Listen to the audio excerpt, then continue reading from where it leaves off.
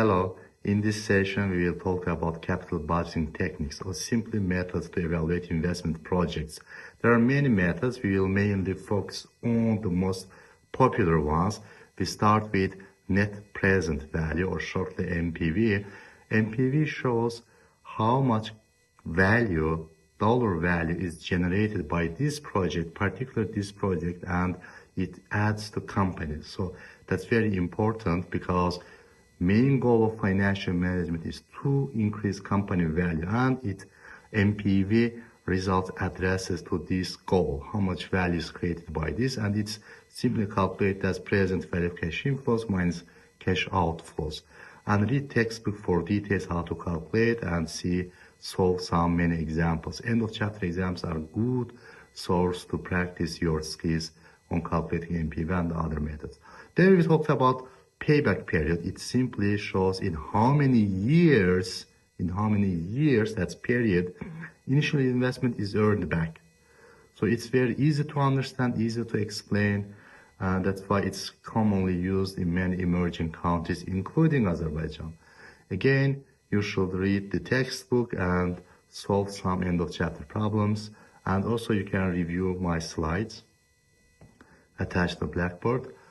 So there are some drawbacks of payback period. It ignores time value of money. It doesn't consider cash flows beyond cutoff year period, and investment decision is arbitrary. It may change from manager to manager. So discounted payback period, the second method, tries to address one of these problems. It considers time value of money. So with this method, we can calculate in how many years initial investment is recovered considering time value of money. That is, cash inflows are reconsidered as of present value. Again, it gives us time period. Initial investment, for example, is earned back in 2.5 years. So there is cutoff year. One of the manager, for example, may say, I accept any project shorter than 3 years, then that manager will accept this 2.5 year project. Third method is annual rate of return, shortly IRR. It shows we have these cash inflows, we invest this amount, we have these cash inflows through the life of the project. So IRR of the project shows average annual or periodic percentage return of this project, which is very important. So we can compare it with benchmark, market rate, other projects, and make decision. Another method is profitability index. That's index coefficient. It shows how much cash inflow as of present value we get for $1 of investment.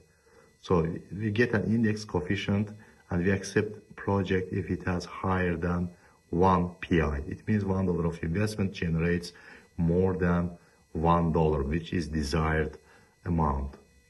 So read the textbook, solve problems, and you can write your opinions, questions in discussion above. Of course, you can ask your question anytime during sessions. Thank you.